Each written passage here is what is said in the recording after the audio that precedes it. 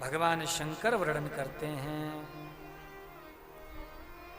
भैया शिव जी की पूजा करना चाहते हो, उस पूजा का क्या नियम है?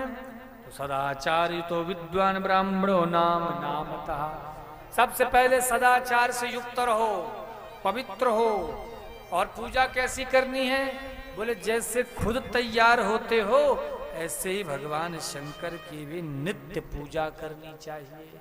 मेरे महाकाल उतने में ही प्रसन्न हो जाते हैं। तमाम मंत्र हैं वेद के, यजुर्वेद के, उन मंत्रों के द्वारा शंकर जी की जप, अनुष्ठान, तप करना चाहिए। धर्म दो प्रकार से बताया गया श्री शिव महापुराण में। धर्मश्च द्विविधा प्रोक्तो द्रव्य देहेद्वयेन च। एक है द्रव्य के द्वारा किया गया धर्म और दूसरा है शरीर के द्वारा किया गया कर्म। इन दो प्रकार से जो भी तप करते हैं, साधना करते हैं, उनके सारे संताप, पाप, दोष नष्ट हो जाते हैं। और ऐसा मैं नहीं कह रहा हूं, शिव महापुराण कह रही है। तो इसीलिए शिव महापुराण में स्पष्ट वर्णन है कि भगवान शंकर की जिस प्रकार से सेवा हो उस प्रकार से करो। तो ये तो हो गई पूजा की विधि। अब दूसरी विधि आती है दान की।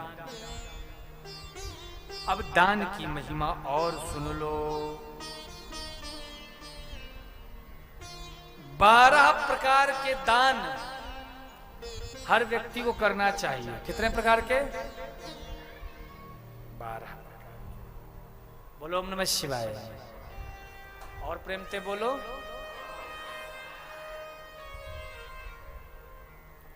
कौन कौन से दान हैं? जरा ध्यान से सुनो। भूदानम तो प्रतिष्ठार्थम यह चामुत्र च द्विजा तिलदान बलार्थम हे सदा मृत्युंजयम विदु।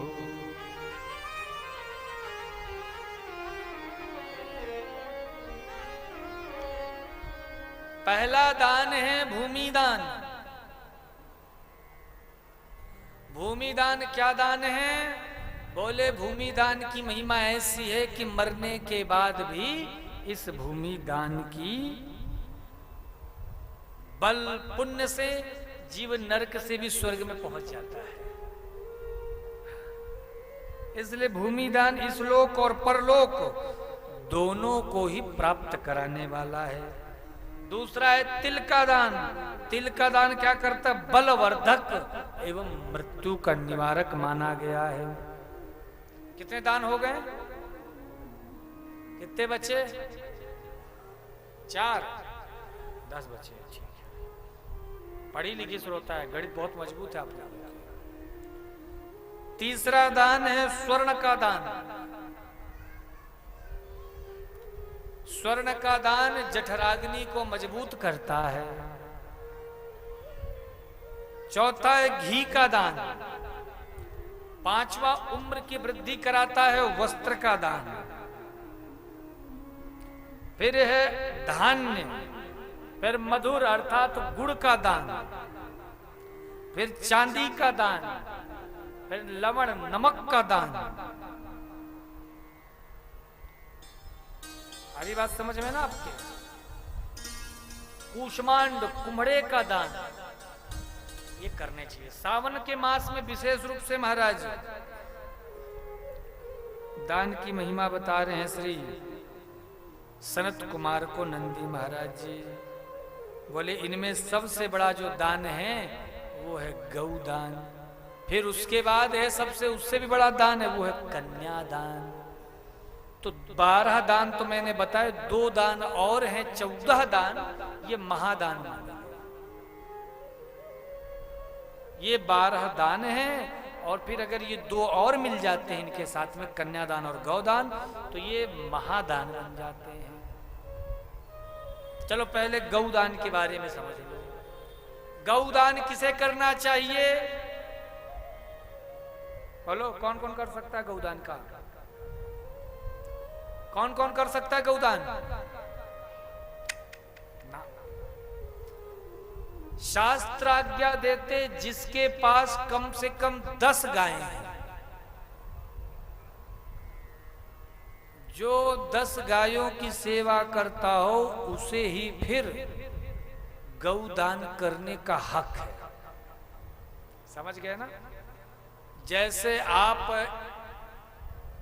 जब बीए कर लोगे तभी आप फलानी नौकरी के लिए अप्लाई कर सकते हो, नियम होता है ना। तो गौदान तभी कर पाओगे जब तुम अपने जीवन में 10 गायों की सेवा निरंतर करो। अच्छा ईमानदारी से बताओ, यहाँ पे किसके किसके घर में गौ सेवा होती है? गाय है? हाथ ऊपर करके बताओ। गाय है आपके पास? कितनी? चलो है तो एक बार इनके ताली बजाओ यजमान जी के लिए। और आप लोग फतेहाबाद वालों, कौन कौन गौ माता को रखता, गौ सेवा करता है? किसी किसी घर में गौ सेवा? अब क्या होती है गौ सेवा? आप भी? और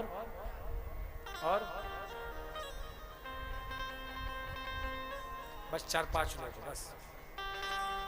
अब पता चला कि यहाँ पे ओरिजिनल दूध फिर क्यों नहीं मिल पाता है, क्योंकि भैया दूध होगा कहां से जब गाय की सेवा नहीं करोगे।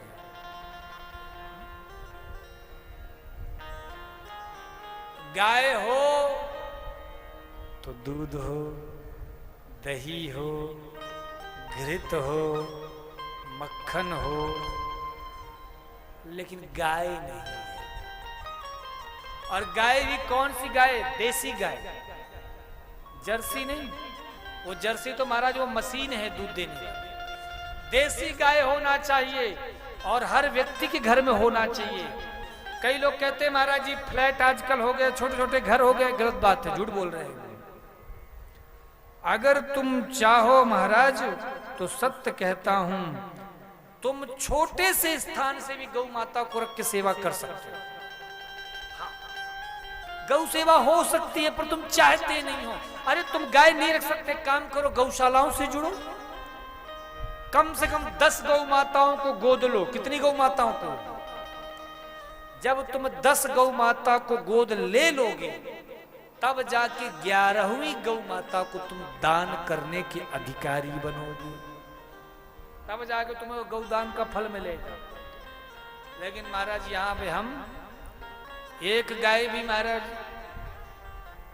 अरे आजकल लोग गाय भी दान करते हैं ना, तो ऐसी गाय ढूंढ करके लाएंगे कि जो पंडित जी के भी किसी काम की ना। हमारे बुंदेलखंड के क्षेत्र में कहावत है, मरी बछिया बोले जो एकदम मरी चुड़ी सी होगी, दुबली पतली सी गाय बछड़ी सी होगी, महाराज जी हमारा गौदान कराइए ना। 3 दिन से हम गाय लेकर के बांध के धरे हैं। पंडित जी को लगा बड़ी जोरदार गाय आएगी, कम से कम 4-5 लीटर दूध होगा, पूरा घर परिवार बच्चे दूध पिएंगे, यजमान को आशीर्वाद देंगे। गाय पकड़ के लाए महाराज, ऐसी सीखी सूखी सिमड़ी सी महाराज गाय कि पंडित जी का भी हृदय लगा। बोले यजमान जी कोई बात नहीं, 100 रुपया हाथ में धर के संकल्प ही कर लो, गाय अपने पास ही रख लो। ज्यादा दिक्कत हो तो 1000-2000 हमसे ले लो, पर रखो अपने पास। कहा गया कोई चीज दो तो ऐसी दो जो उपयोगी हो, जो श्रेष्ठ, अन्यथा मत दो, कोई जरूरत नहीं है। तो महाराज दान भी करो तो ऐसी गौ का दान करो जिस गाय की ब्राह्मण सेवा कर सके, जिस गाय की महाराज सेवा से उसका परिवार चल सके। पहले के समय का नियम होता था, जिस घर में गाय नहीं होती थी ना, लोग अपनी बेटी का ब्याह उस घर में नहीं करते थे। आजकल उल्टा हो गया है महाराज। अच्छा एक बात बताओ, किसको किसको लगता है कि गौ सेवा करनी चाहिए? हाथ ऊपर करो।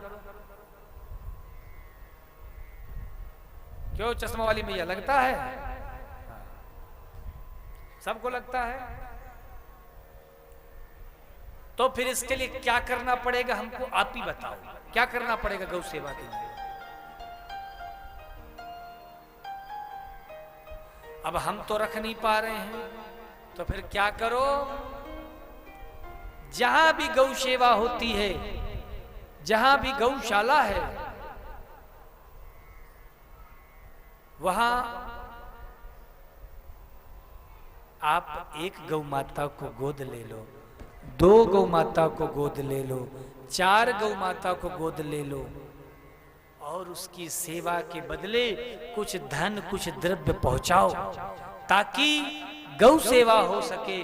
और जो तमाम गाय जो कत्ल खाने में जाकर मारी जाती हैं, इधर उधर कसाई के हाथ लग जाती हैं, ऐसी गायों की सेवा हो सके।